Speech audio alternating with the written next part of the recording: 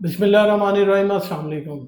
आज हम एक बहुत ही अहम मसले के बारे में बात करेंगे। अक्सर लोगों को सीने में जकड़न, ख़ारिश, गले में और इसके अलावा बलगम रहती है और वो कहते हैं कि हर वक्त मेरे गले में जो है वो बलगम गिरती रहती है या रेशा गिरता रहता है। आज की इस वीडियो में मैं आपको बताऊंगा कि ये बलगम क्या होती है, ये क्यों होती है, इसकी वजूहात क्या है, ये किन बीमारियों में होती है और कौन से ऐसे कुदरती तरीके हैं जिन पे अमल करके आप इस बलगम से जान छुड़ा सकते हैं। मेरा नाम है डॉक्टर उनीब खालिद और आप देख रहे हैं हमारा YouTube channel doctor meets doctor. तो चलिए शुरू करते हैं।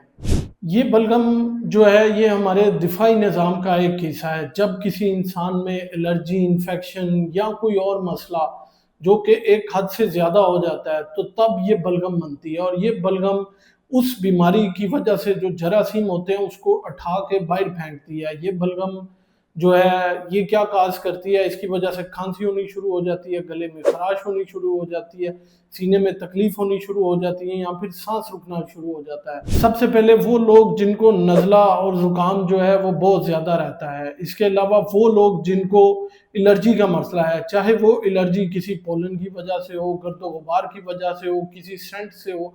अक्सर लोगों को जो है वो गर्दो गुबार से वजह से होता है। दूसरा, वो लोग जो कि तंबाकू नोशी करते हैं। इसके अलावा वो लोग जो हैं जिनको सांस की नालियों का इन्फेक्शन होता है या सांस की नालियों में मसला होता है, जैसा कि दमा या ब्रोंकाइटिस में। और तंबाकू नोशी वालों में सीओपीडी होता है जो कि एक ऑब्स्ट्रक्टिव लंग डिजीज है।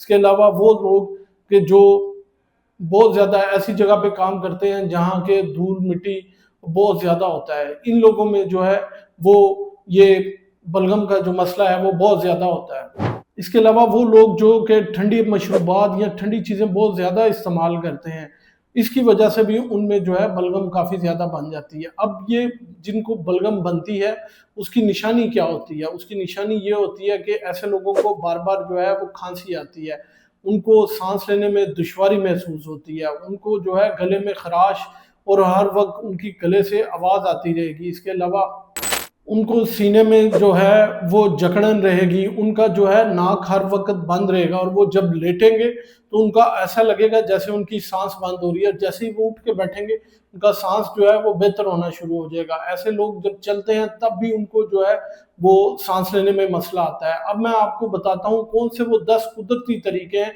जिन पे अमल करके जो है आप अपनी बलगम को ख़त्म कर सकते हैं। सबसे पहले आप जिनको ये बलगम का मसला होता है उन्हें चाहिए, अगर उनके घर में कोई जो नेबुलाइज़र मशीन नहीं है तो वो क्या करें, वो एक पानी की देचकी में पानी गर्म करें, उसमें हल्का सा नमक डाल लें। अगर आप विक्स डाल लें तो बहुत अच्छा, और सर पे तौलिया लेके 5 से 10 मिनट उसकी भाप लें। ये जो है ये नालियों को बहुत अच्छा जो है वो साफ़ करता है। इसके अलावा अगर आप दूसरा तरीका ये है कि आप रात को आधी चम्मच जो है वो हल्दी की 1 गिलास दूध में मिला के रात के टाइम जो है वो पी लें। ये बहुत पावरफुल एंटी इन्फ्लेमेटरी और एंटीऑक्सीडेंट है। ये जो सांस की नालियाँ हैं उनकी सोजिश को ख़त्म करता है और जो है हमारी सांस की नालियों को खोल देता है। तीसरे नंबर पे आप क्या कर सकते हैं, आधा चम्मच शहद का और उसमें आधा चम्मच जो है वो अदरक का रस मिला के रात के टाइम पिया करें। ये क्या होता है, दिन में 2-3 बार भी पी सकते हैं। इससे जो है आपकी नालियाँ जो हैं वो बहुत अच्छी जो है वो खुल जाएंगी, म्यूकस या बलगम जो है वो नरम हो जाएगी और जिस्म से बाहर निकालना बहुत ईजी हो जाएगा। चौथे नंबर पे आप गर्म पानी में हल्का सा नमक डाल के उसके गरारे भी कर सकते हैं। एक तो ये गले की सोजिश या इन्फ्लेमेशन को जो है वो कम करेगा, दूसरा आपकी जो गला है उसको साफ करेगा और खून की नालियों में जो म्यूकस या बलगम है उसको नहीं बनने देगा। इसके अलावा अगर आप गर्म पानी भी ज़्यादा इस्तेमाल करते हैं, नीम गर्म पानी, तो ये भी जो म्यूकस को है वो नरम कर देता है और उसको बहुत ज़्यादा थिक या हार्ड नहीं होने देता और जिस्म से निकालने में उसको इतना मसला नहीं होता। इसके अलावा अगर आप डेली लहसुन खाते हैं, रोज़ाना सुबह उठ के 2 से 3 जो है उसके पीसेस वो खा लें, तो ये भी बहुत अच्छी एंटी इन्फ्लेमेटरी और एंटीऑक्सीडेंट है और इससे भी नालियाँ जो हैं वो बहुत अच्छी जो हैं वो साफ़ होती हैं। अगर आप चाहते हैं कि आपकी नालियाँ साफ़ हो जाएँ और उनमें म्यूकस या बलगम ना बने तो आप या तो तुलसी के पत्ते चबा लें या फिर उसकी चाय बना के पी लें। इससे भी जो है वो म्यूकस जो है वो बहुत ज़्यादा नरम हो जाता है और वो बहुत इजीली जिस्म से खारिज हो जाता है। इसके अलावा आप यूकलिप्टस ऑयल भी इस्तेमाल कर सकते हैं। अगर आपके पास ये ऑयल पड़ा है तो इसके 2-3 कतरे पानी में डाल के उसकी भाप लें।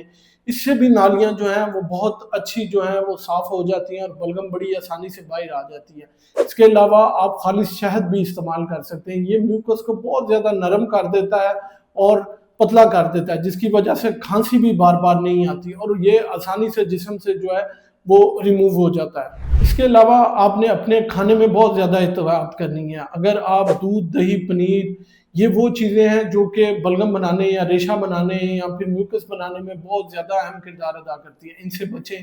ठंडे मशरूबात, पेप्सी, कोक और इनसे बहुत ज़्यादा बचें। अगर इनसे कंट्रोल में रखेंगे तो जो है म्यूकस कम से कम बने। आखिर में मैं आपको एक बहुत ही शानदार नुस्खा बताता हूँ जिस पे अमल करके आप अपने म्यूकस या फिर बलगम को हमेशा के लिए ख़त्म कर सकते हैं। वो ये है कि 1 चम्मच शहद का, उसमें जो है आधा चम्मच या 1 चाय का चम्मच जो है अदरक का रस, उसके ऊपर चुटकनी सी हल्दी और आधा टीस्पून जो है वो काली मिर्च पाउडर जो वो मिला के दिन में 2 से 3 बार इस्तेमाल करें। ये इतना पावरफुल मुरक्कब है कि जिससे जो आपकी बलगम, खांसी, दायमी खांसी जो भी है वो सारी की सारी जड़ से ख़त्म हो जाएगी। नाज़रीन, उम्मीद है ये मालूमात आप लोगों को बहुत फ़ायदेमंद साबित होंगी। अगर वीडियो पसंद आए तो लाइक, शेयर, कमेंट लाजमी कीजिएगा।